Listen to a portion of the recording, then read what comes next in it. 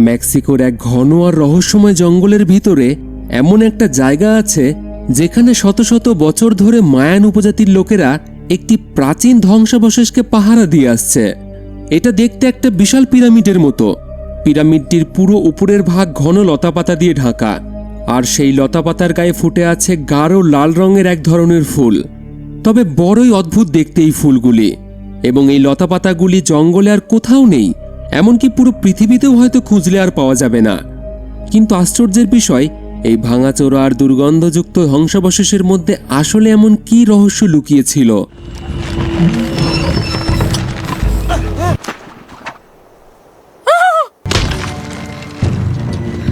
तुम ठीक हो? आवाज वहां से आ रही है।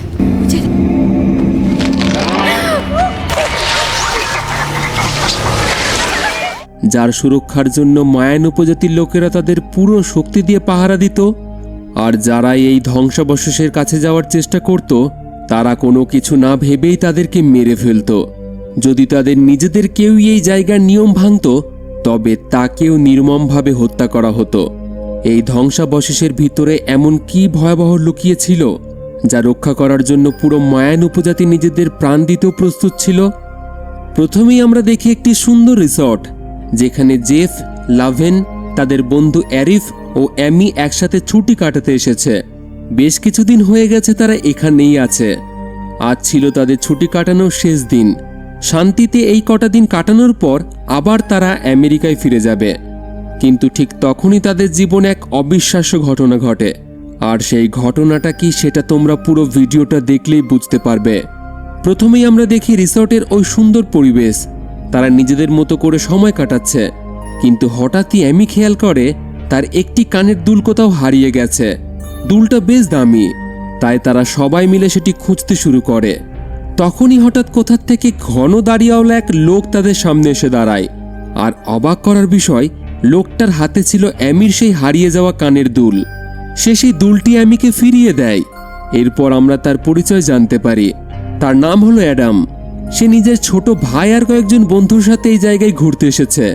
সে বলে গতকাল তার ভাই কয়েকজন প্রত্নতাত্ত্বিক গবেষকের সঙ্গে কাছের জঙ্গলে এক প্রাচীন ধ্বংসাবশেষ দেখতে গিয়েছিল। তারপর থেকে সে আর ফিরে আসেনি। ওই গভীর জঙ্গলের ভিতরে নাকি ওখানকার মায়ান উপজাতির একটি প্রাচীন মন্দির আছে, আর সেটা নাকি খুবই রহস্যময়। সে সেই রহস্যময় প্রাচীন ধ্বংসাবশেষটির এমন প্রশংসা করে, তার কথায় লাভেন আর তার বন্ধুদের কৌতূহল আরও দ্বিগুণ হয়ে যায়। তাই তারা কোনো কিছু চিন্তা ভাবনা না করেই সেই মায়ান সভ্যতার প্রাচীন মন্দির দেখতে যাওয়ার সিদ্ধান্ত নেয়। পরের দিন সকালে তারা সবাই সেই জায়গার উদ্দেশ্যে বেরিয়ে পড়ে, কিন্তু আসল সত্যিটা ছিল সম্পূর্ণ আলাদা। সেটা তোমরা ধীরে ধীরে বুঝতে পারবে। তাদের গাড়িটি ওই রহস্যময় ঘন জঙ্গলের মধ্যে এসে পৌঁছায়। ওই জঙ্গলের মধ্যে তারা যত সামনের দিকে এগোয়, জঙ্গল তত গভীর আর ঘন হতে শুরু করে। অবশেষে তারা এমন একটা জায়গায় এসে পৌঁছায়, সেখানেই তারা তাদের গাড়িটা দাঁড় করাতে বাধ্য হয়, কারণ বাকি পথ এবার তাদের পায়ে হেঁটে যেতে হবে। গাড়ি নিয়ে সামনের দিকে এগোনো আর একেবারেই সম্ভব নয়। এই কথাটা শোনা মাত্রই অ্যামি ভীষণ রেগে যায়। আসলে এই ট্রিপে আসার বিন্দুমাত্র ইচ্ছে তার ছিল না, কিন্তু লাভেনের বারবার জোর করায় সে আসতে রাজি হয়েছে। তাছাড়া ছবি তোলার দারুণ শখ অ্যামির। সে ভেবেছিল হয়তো এখানে কিছু ঐতিহাসিক জায়গার ছবি তোলার সুযোগ সে পাবে, কিন্তু অনেকক্ষণ ধরে হেঁটে চললেও কোনো প্রাচীন মন্দির তারা দেখতে পায় না। ঠিক তখনই তারা দেখতে পায় পাহাড়ের ঢালে মায়ান উপজাতির দুটি ছোট্ট বাচ্চা দাঁড়িয়ে আছে। তারা ওদের সাথে কথা বলার চেষ্টা করলেও বাচ্চা দুটি একদম চুপচাপ সেখানেই দাঁড়িয়ে থাকে। मेरे पैर दुख रहे हैं। Hello hello. अरे वो डर, ये कहाँ जा रहा है? ব্যাপারটি তাদের বড়ই অদ্ভুত লাগে। এরপর তারা ঝোপঝাড়ের মধ্যে একটি সরু রাস্তা খুঁজে পায়, আর তাদের ম্যাপেও সেই সরু রাস্তাটায় চিহ্নিত করা ছিল। রাস্তাটা দেখে মনে হচ্ছিল কেউ যেন ইচ্ছা করে এটাকে লুকিয়ে রাখার চেষ্টা করছে। হয়তো স্থানীয় আদিবাসীরা চায় না কোনো অপরিচিত মানুষ এই পথ দিয়ে ভিতরে ঢুকুক। তারা সেই গাছের ডালপালাগুলোকে সরিয়ে ওই পথ দিয়েই সামনের দিকে এগিয়ে যায়। वो बच्चा हो सकता है इस वक्त हम किसी प्राचीन कब्रिस्तान में हो जहाँ प्राचीन मुर्द। वो तुम्हें चिढ़ा रहा है। अच्छा सच में? तुम्हें यही जगह है? यही है वो खंडहर। अच्छा हाँ। ओह। সেটা দেখা মাত্রই সবাই খুবই খুশি হয়ে যায়। কারণ এতক্ষণে তাদের পরিশ্রম এবার সফল হয়েছে। কিন্তু তারা তখনও জানতো না তাদের জীবনে কি ভয়ানক বিপদ আসতে চলেছে। ঠিক তখনই অ্যাডামের নজর পড়ে ওই পিরামিডের উপরে একটি টেন্ট রয়েছে। সে মনে মনে ভাবে তার ভাই আর তার সঙ্গীরা হয়তো এখানেই কোথাও আছে। কিন্তু তাদের এই আনন্দ বেশিক্ষণ স্থায়ী হয় না। হঠাৎ করেই পিছন থেকে তাদের কানে একটা শব্দ ভেসে আসে। ¡Beora! ¡Órale! ¿Qué es, Pachig? ¿Dana qué es? Amy. Hey. কিন্তু তার কোনো কথাই তারা কেউই বুঝতে পারছিল না। পুরো পরিবেশটা মুহূর্তের মধ্যেই থমথমে হয়ে যায়। তারা সবাই ভাবে লোকটা হয়তো এখানে ঢোকার জন্য তাদের কাছে টাকা চাইছে, তাই লাভেন পকেট থেকে টাকা বের করে তার দিকে বাড়িয়ে দেয়। কিন্তু লোকটা মাথা নেড়ে টাকা নিতে একদমই অস্বীকার করে। ঠিক তখনই আরও দুইজন উপজাতির লোক সেখানে এসে পৌঁছায়। তাদের হাতে ছিল তীর ধনুক। এবার ওই মায়ান যোদ্ধাদের দেখার পর তারা কিছুটা ভয় পেয়ে যায়। তখনই অ্যাডাম তার নিজের ভাইয়ের ছবি দেখিয়ে তাদেরকে বোঝানোর চেষ্টা করে তারা কোনো খারাপ উদ্দেশ্য নিয়ে এখানে আসেনি, বরং হারিয়ে যাওয়া কাউকে খুঁজতে এসেছে। এদিকে পিছনে দাঁড়িয়ে থাকা অ্যামি চুপচাপ তাদের ছবি তুলতে শুরু করে। কিন্তু যখনই ক্যামেরা শাটারের শব্দ হয়,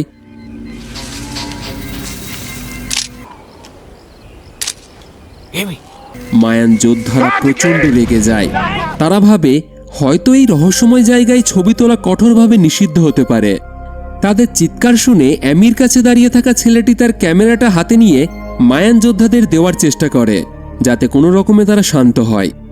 কিন্তু ওই ছেলেটি যখন ওই প্রাচীন পিরামিডের লতাপাতার উপর দিয়ে হেঁটে ক্যামেরাটি আনতে যায়, তখনই ওই মায়ান যোদ্ধাদের চিৎকার যেন আরও বেড়ে যায়। তাদের ভাষা তারা কেউই ঠিকঠাকভাবে বুঝতে পারে না। আর ঠিক পরের মুহূর্তেই এক মর্মান্তিক ঘটনা ঘটে যায়।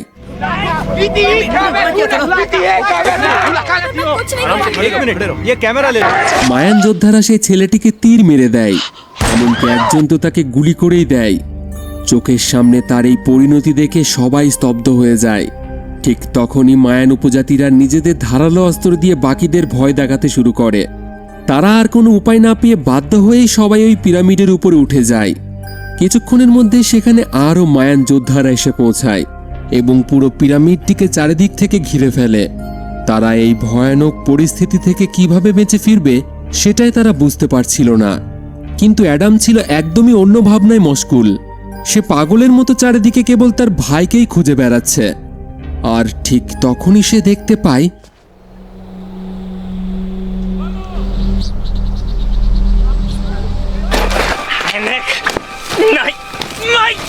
লতাপাতার মধ্যে জড়িয়ে আছে একটা মানুষের মৃতদেহ। আর সেই লতাপাতাগুলি সরিয়ে দেখতেই তার পায়ের তলা থেকে মাটি সরে যায়, কারণ সেখানে পড়েছিল তার ছোট্ট ভাইয়ের লাশ। তার ভাইয়ের অর্ধেক শরীর প্রায় পচে গেছে। এই নির্মম দৃশ্য দেখে সবারই হুঁশ উড়ে যায়। ঠিক তখনই লাভেনের মনে পড়ে যায় ঘন জঙ্গলের ভিতর একমাত্র অ্যাডামের ফোনেই হালকা নেটওয়ার্ক পাওয়া যাচ্ছিল। সে জিজ্ঞাসা করে ফোনটা কোথায়। তখনই তারা জানতে পারে এই হুড়োহুড়ির মধ্যেই তার ফোনটা কোথাও হারিয়ে গেছে। এরপর তারা একটি আশ্চর্যের বিষয় লক্ষ্য করে। ওই মায়ান যোদ্ধারা এই পিরামিডের নিচেই অদ্ভুতভাবে দাঁড়িয়ে আছে, কিন্তু কেউই ওদের ধরার জন্য উপরে উঠে আসছে না। ব্যাপারটা তাদের বড়ই অদ্ভুত লাগে। এমন ভয়াবহ পরিস্থিতির মধ্যেও লাভেন কিন্তু নিজের ধৈর্য হারায় না। সে ভীষণ শান্ত মাথার মানুষ। সে সবাইকে শান্ত করার চেষ্টা করে। ঠিক তখনই ওই থমথমে পরিবেশের মধ্যে একটা মোবাইল ফোনের রিংটোন শোনা যায়। किसी का फोन बज रहा है? हाँ ये फोन है। नीचे से आ रही उसी है। के फोन की आवाज है। एरिक। এই শব্দটা এই পিরামিডের মাঝখানের ওই গভীর কুয়োর অন্ধকারের ভিতর থেকে আসছে। অ্যাডাম রিংটোনটা শোনা মাত্রই বুঝে ফেলে এটা তার ভাইয়ের মোবাইলের আওয়াজ। আর তখনই অ্যাডাম নিচে নামার সিদ্ধান্ত নেয়। আর এটাই ছিল তার সবথেকে বড় ভুল। সে একটি মোটা দড়ি দিয়ে নিজের কোমর শক্ত করে বেঁধে নেয় এবং ওই গভীর কুয়োর ভিতরে নামতে থাকে। কিন্তু অ্যাডাম কিছুটা নিচে নামার পরেই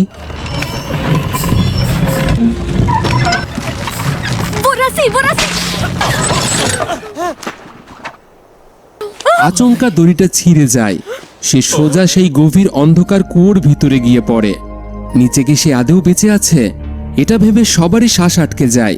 সে বেঁচে আছে নাকি মারা গেছে এটা জানার জন্য তো কাউকে নিচে নামতেই হবে। তখনই জেফ সেই অন্ধকার কুয়োর ভিতরে নামার সিদ্ধান্ত নেয়, কারণ উপর থেকে দড়িটা শক্ত করে ধরে রাখার জন্য ছেলেদের উপরে থাকা দরকার ছিল। उसे इस फंदे में अटका देना, फिर हम उसे ऊपर खींच लेंगे। इसे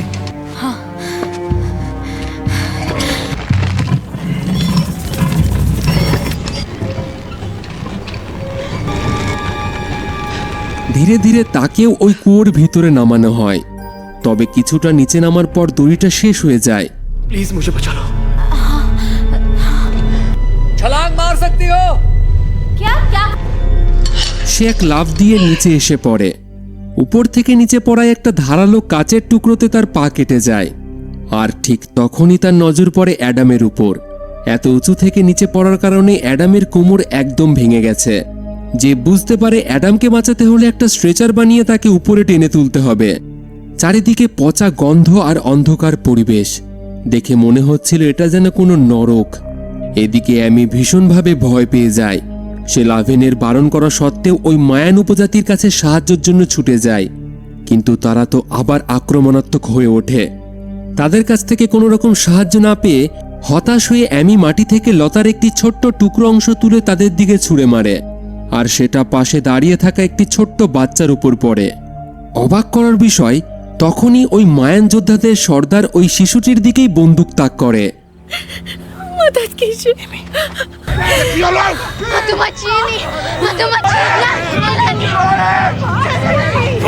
অদ্ভুতভাবে তারা ওই বাচ্চাটিকে দেখে কেমন যেন ভয় পাচ্ছিল, এবং এক সময় তো সেই ব্যক্তি ওই বাচ্চাটিকেই নিষ্ঠুরভাবে গুলি করে মেরে ফেলে। এই ভয়ানক দৃশ্য দেখে লাভেন বুঝতে পারে এই লতা ও গাছপালার মধ্যে নিশ্চয়ই এমন কোনো বিপজ্জনক রহস্য লুকিয়ে আছে যার জন্য এই মায়ান উপজাতির লোকজন ভয় পাচ্ছে। কিন্তু কি সেই রহস্য? এরপর তারা দুজনে আবারও উপরে উঠে আসে এবং তারা একটি স্ট্রেচার তৈরি করে। ঠিক সেই সময় কুয়োর মধ্যে থেকে আবার মোবাইলের রিংটন শোনা যায়। জেফ বুঝতে পারে যে রিংটনটা সবুজ ঝোপের মধ্যে থেকে আসছে। কিছুক্ষণ পর অ্যামিও তাকে সাহায্য করতে নিচে নেমে আসে। তারা অনেক কষ্টের পর অ্যাডামকে উপরে তুলে আনে। অ্যাডামের অবস্থা খুবই খারাপ ছিল। তাদের কাছে প্রয়োজনীয় যা মেডিসিন ছিল সেগুলিকে তারা অ্যাডামকে দেয়। ধীরে ধীরে রাত কেটে যায়। সকালে উঠে জেফ তার কাটা পায়ে এক অদ্ভুত অস্বস্তি অনুভব করে। সে কম্বল সরাতেই দেখে তার বাঁ পায়ে অনেক লতা গজিয়ে উঠেছে, যা তার চামড়া ছিঁড়ে শরীরের ভিতর থেকে বেরিয়ে এসেছে। এই ভয়ানক দৃশ্য দেখে তারা দুজনেই ভয় পেয়ে যায়। অ্যারিফ সাহস করে সেই লতাগুলোর শিকড় তার শরীর থেকে টেনে বের করে। এরই মধ্যে বাইরে শুয়ে থাকা অ্যাডাম বারবার বলতে থাকে তার পায়ে অদ্ভুত কিছু অনুভূতি হচ্ছে। আর অ্যামি তার কম্বল সরাতেই অ্যাডামের পা দেখে তার আত্মা পর্যন্ত কেঁপে ওঠে। অ্যাডামের দুটি পায়ে জেফের চেয়েও অনেক বেশি লতা জড়িয়ে আছে, আর সেগুলি একইভাবে তার চামড়ার ভিতর থেকে বেরিয়ে এসেছে। सर रुको स्टेसी, क्या हुआ है? मुझे देखने दो, क्या हुआ है? मुझे बचाओ। चलो ये सब। লাভেন মেডিকেলের ছাত্র হওয়া সত্ত্বেও বুঝতে পারছিল না যে এটা কিভাবে সম্ভব এবং এখন সে কি করবে, কারণ এখন তাদের সাথে যা ঘটছিল তা মেডিকেল বা সায়েন্সের ঊর্ধ্বে ছিল। ঠিক তখনই কুয়োর ভিতর থেকে আবারও মোবাইলের ঘন্টা বেজে ওঠে। সিদ্ধান্ত নেয় মোবাইলটিকে তারা উপরে তুলে আনবে, হয়তো এর সাহায্যে তারা কোনো সাহায্য রাখতে পারবে। জ্যাফ এবং অ্যামি এক এক করে আবার কুয়োর ভিতরে নেমে আসে এবং মশালের আলোতে তারা সেই ফোন খুঁজতে শুরু করে। आ जाओ। एमी रुको रुको, एमी चलो, हमें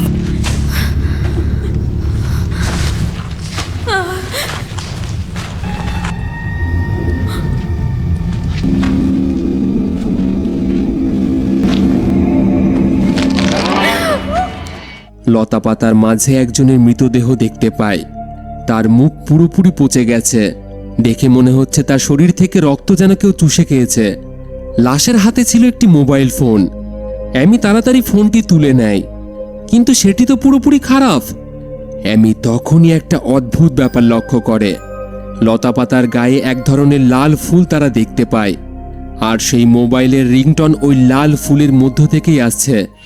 এর মানে এতক্ষণ যে মোবাইলের রিংটন তারা শুনতে পারছিল সেটা কোনো ফোন আসলে ছিলই না, কারণ এই অদ্ভুত লতাপাতাগুলো মানুষের শোনা আওয়াজ এমনকি মোবাইলের রিংটন পর্যন্ত হুবহু নকল করতে পারে।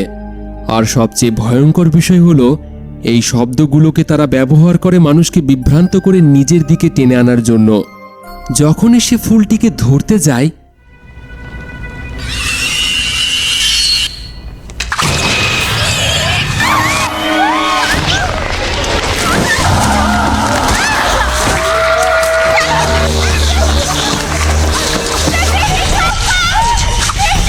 দুজনেই কোনোভাবে প্রাণ বাঁচিয়ে দড়ি পর্যন্ত পৌঁছায় এবং দ্রুত উপরে উঠে আসে। উপরে তারা ফোনের ব্যাপারে জিজ্ঞাসা করলে পুরো বিষয়টা তাদেরকে তারা খুলে বলে। মোবাইলের ঘন্টার আওয়াজ কোনো মানুষের ফোন থেকে আসছিল না, বরং নিচে একরকম অদ্ভুত লাল ফুল রয়েছে এবং সেই আওয়াজ ওই লাল ফুল থেকেই বের হচ্ছিল। শুধু তাই নয়, লতাপাতাগুলি পুরোপুরি জীবন্ত ছিল, চলাফেরা করছিল। তাদের এই কথাগুলো বিশ্বাসই করতে পারছিল না তারা, এমন কিছু তারা নিজের চোখে এখনো দেখেনি। এদিকে নিচে সেই মায়ান উপজাতির লোকেরা দিনরাত পাহারা দিচ্ছে যাতে এখান থেকে কেউই বাইরে না বেরোতে পারে। এর মানে এখান থেকে বেরোনোর কোনো পথ তাদের কাছে ছিল না। এদিকে অ্যাডামের পায়ে থেকে ওই লতাপাতা তার পুরো শরীরে ছড়িয়ে পড়েছে। সে যন্ত্রণায় ছটফট করছে। তাই মাভেন এক কঠিন সিদ্ধান্ত নেয়, তার পা কেটে বাদ দিতে হবে, তাহলেই হয়তো তার প্রাণ বাঁচতে পারে। অ্যাডামও যন্ত্রণায় ছটফট করতে করতে একই কথা বলে, আমাকে বাঁচাও, আমার পা তুমি কেটে বাদ দিয়ে দাও। বাধ্য হয়ে তাদেরকে এই কাজই করতে হয়। একটি ভারী পাথর দিয়ে অ্যাডামের পায়ের হাড় ভাঙা হয় প্রথমে, তারপর ছুরি দিয়ে কেটে কেটে তার মাংস আলাদা করা হয়। এইভাবেই অ্যাডামের দুটি পচা পা কেটে ফেলা হয়। ইতিমধ্যে তার মেরুদণ্ড আগেই অবশ হয়ে গেছিল। এরপর তারা তাদের চোখের সামনে এমন এক অবিশ্বাস্য ঘটনা দেখে যার উত্তর হয়তো বিজ্ঞানের কাছেও নেই। তারা দেখে অ্যাডামের পায়ের কাটা অংশগুলো ওই লতাপাতাগুলি টেনে নিয়ে যাচ্ছে। এটা দেখে জেফ ভীষণভাবে ভয় পেয়ে যায়, কারণ তার শরীরেও সেই লতাপাতা ঢুকেছিল। ধীরে ধীরে রাত হয়ে যায়। এদিকে আমরা দেখতে পাই অ্যাডামের মুখ দিয়ে লতার একটি মোটা শিকড় তার শরীরের মধ্যে ঢুকে পড়েছে। তখনই ল্যাভেনের নজর পড়ে অ্যাডামের উপর, কিন্তু ততক্ষণে অনেক দেরি হয়ে গেছে, সে মারা যায়। এই দৃশ্য দেখার পর যে ভীষণভাবে ভয় পেয়ে চিৎকার করে বলতে থাকে তার শরীরের ভিতরেও কিছু অদ্ভুত অনুভব করছে সে, তার মধ্যেও হয়তো এই লতাপাতার শিকড় রয়ে গেছে। আর ঠিক তখনই তারা একটি অদ্ভুত ঘটনা দেখতে পায়। সেই লতাপাতাগুলো জেফের গলার আওয়াজ নকল করে একসাথে ভয়ানকভাবে চিৎকার করতে শুরু করেছে।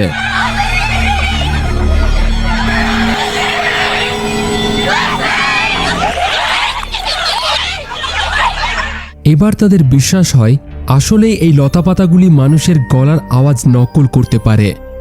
সকালে ঘুম থেকে উঠে জেব দেখে তার কোমরের চামড়ার নিচে কিছু একটা নড়াচড়া করছে। এর মানে ভিতর থেকে এই লতাপাতাগুলি তাকে খেয়ে ফেলছে। লাভেন আর একটুও সময় নষ্ট না করে ছুরি দিয়ে তার পা আর কোমর কেটে ওই গাছের শিখরকে বাইরে বার করে দেয়। তখনই জেব বারবার বলতে থাকে তার শরীরের ভিতরেও এখনো লতা কিলবিল করছে, আর এটা সে স্পষ্ট অনুভব করছে। তার মাংসপেশি এমনকি হাড়ের ভিতরেও সেগুলো ঢুকে গেছে। বাকিরা তাকে শান্ত করার চেষ্টা করে। কিছুক্ষণ পর সবাই আবার গভীরভাবে ঘুমিয়ে পড়ে, কারণ তারা ভিতর থেকে ভীষণ ক্লান্ত। কিন্তু হঠাৎই জেফ তার টেন্টের বাইরে বেরিয়ে আসে আর সে স্ট্রেচারের উপর থেকে একটা ছুরি তুলে নেয়। কিছুক্ষণ পর লাভেন বাইরে এসে যে দৃশ্য দেখে তা দেখে তার হাত পা কাঁপতে শুরু করে। জেফের পুরো শরীর রক্তে ভেসে যাচ্ছে। সে পাগলের মতো সেই ধারালো ছুরি দিয়ে নিজের শরীরের অঙ্গগুলোকেই কাটছে। লাভেন ধীরে ধীরে তার কাছে যায় এবং তাকে বোঝানোর চেষ্টা করে, কিন্তু জেফ হঠাৎ পাগলের মতো তার উপর ছুরি চালিয়ে দেয়।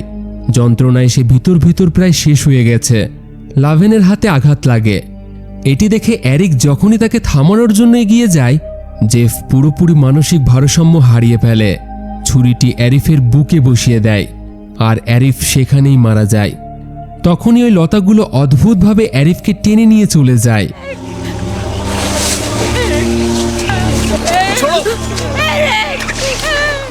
নিজের হাতে নিজের প্রিয় মানুষটিকে হত্যা করার পর জেফ পুরোপুরি ভেঙে পড়ে। সে কাঁদতে কাঁদতে লাভেনের কাছে অনুরোধ করে লাভেন যেন তাকেও এই যন্ত্রণা থেকে চিরতরে মুক্তি দেয়। এরপর আমরা সেই নৃশংস দৃশ্যের সাক্ষী হই।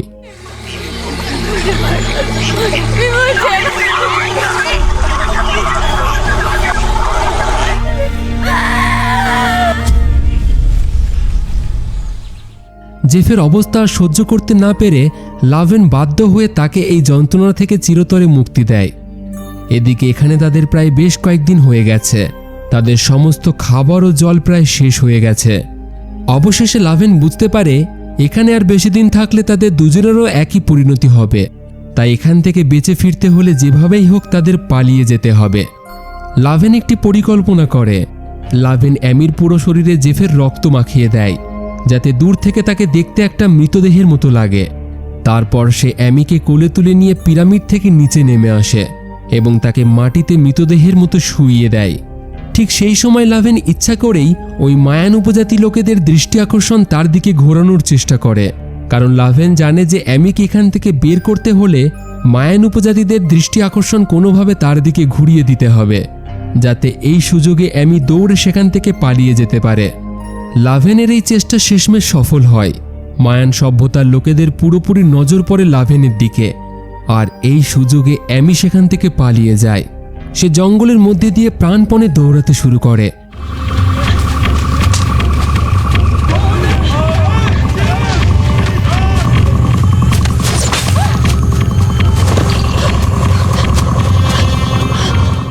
অন্যদিকে লাভেন তখনও তাদের দৃষ্টি নিজের দিকে ধরে রাখার চেষ্টা করে যাচ্ছিল, কিন্তু হঠাৎই মায়ান উপজাতির একজন তাকে লক্ষ্য করে তীর মেরে দেয়।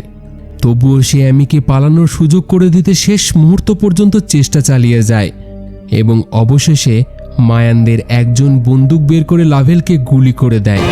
আর এদিকে অ্যামি তখনও জঙ্গলের ভিতর দিয়ে দৌড়ে চলেছে এবং দৌড়াতে দৌড়াতে তাদের কাছ থেকে অনেকটা দূরে চলে যায়।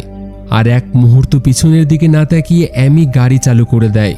তারপর দ্রুত জঙ্গল থেকে বাইরে বেরিয়ে আসতে শুরু করে। তার মনে হয় অবশেষে সে এই অভিশপ্ত জাহান্নুম থেকে জীবিত অবস্থায় বেরিয়ে আসতে পেরেছে, কিন্তু ঠিক তখনই